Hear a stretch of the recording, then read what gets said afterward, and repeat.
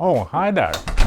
Now I am about to join the mast together, or actually the two halves of the mast together. Let me show you what I have been up to. Last time you saw me leave in the middle of the joining. Now I have to shape the joining to fit with the receiving end.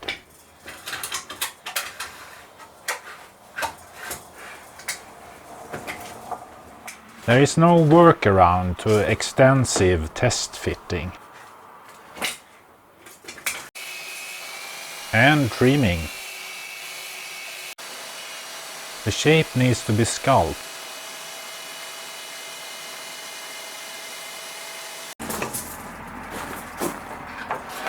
and tested. I keep the two halves separate to better see what needs to be removed.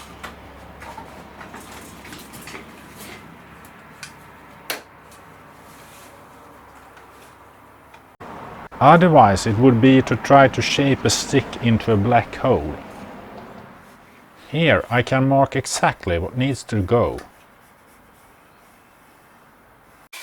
and adjust as needed.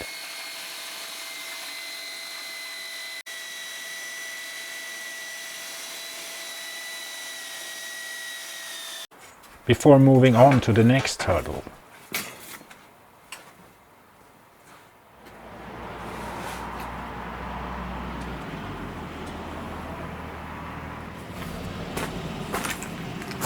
And having a go at that one.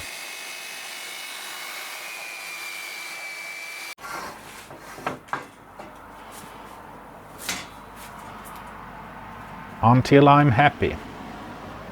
I want to make the mast as light as possible, but also stronger than the old mast.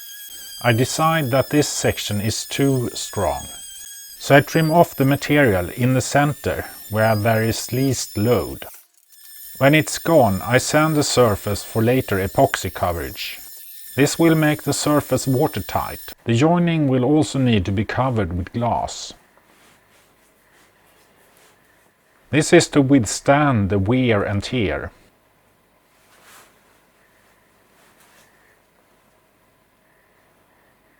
The glass is wetted out and let to cure.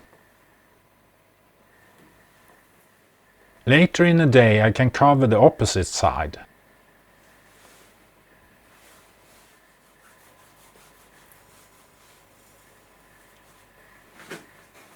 The previously covered surface gets a second coat before fully cured. This way I remove the need for sanding in between coats.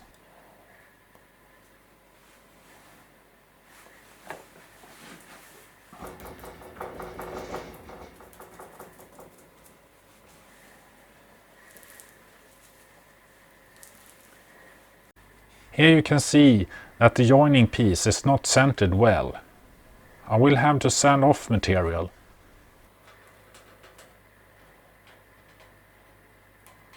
A night job.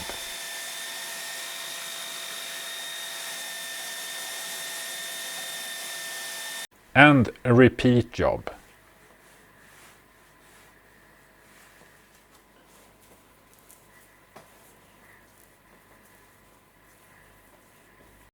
Now I can prepare for joining the two halves. I put thickened epoxy on the flange and on the joining wood. Also on the front part, so that both joining surfaces are covered. Then I join the two together. With clamps, pressing the parts together.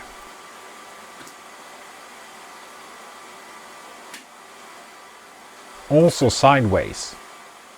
I need some parts to cover the last hole.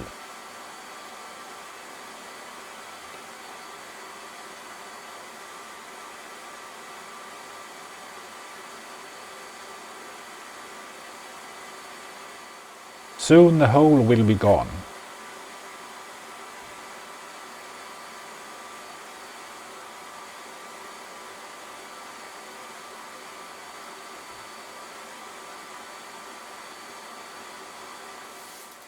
The gap between the front and back end is covered with tape to stop the epoxy from leaving the gap.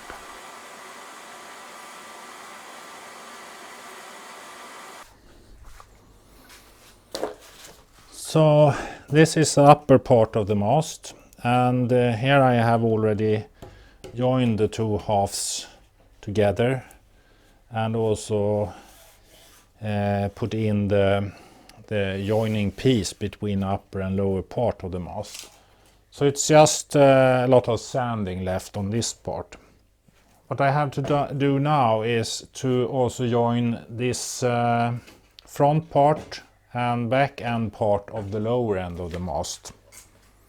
So I will have to glue this together like this. And it's a bit scary because you never know what's going to happen.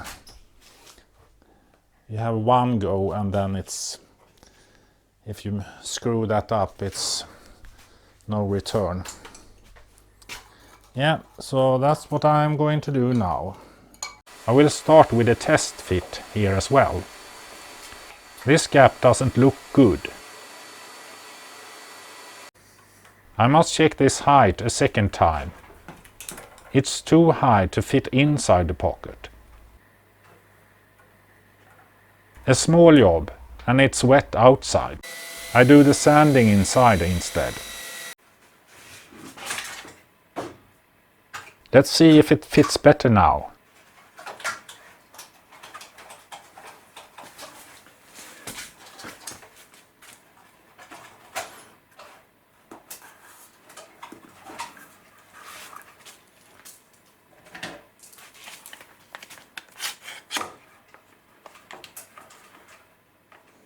There is still a gap.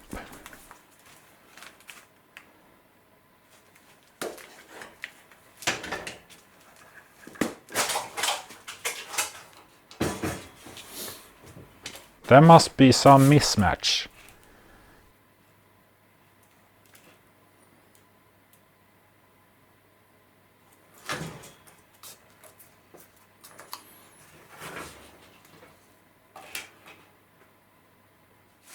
Maybe these small humps. Now I can't wait any longer, so I start smearing a thickened epoxy. I wet the flange.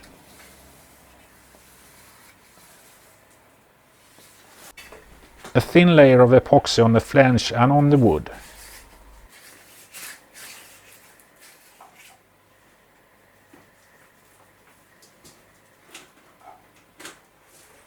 Also the other surfaces are smeared with epoxy. Now I can put the two parts together.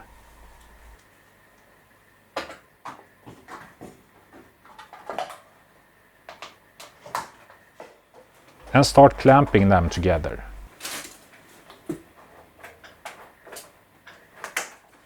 The flange needs to be pressed in place first.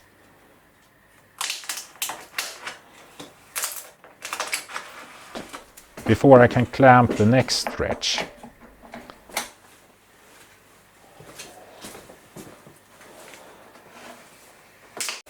At the solid stretch, some excess is leaking.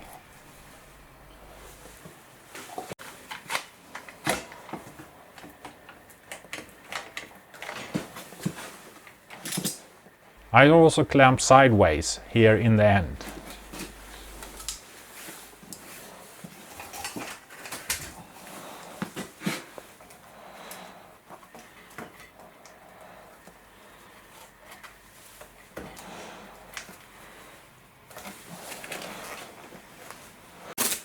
Tape will keep any excess in place.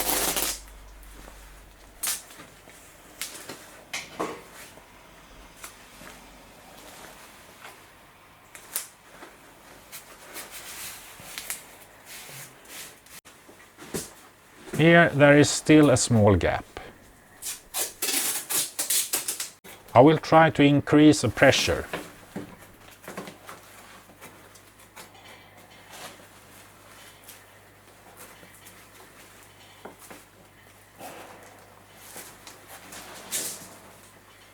Last option is to fill the gap with some scrap wood.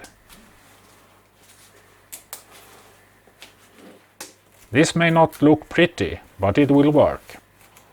If you want to see how it turns out, you should watch the next video. Thank you for this time.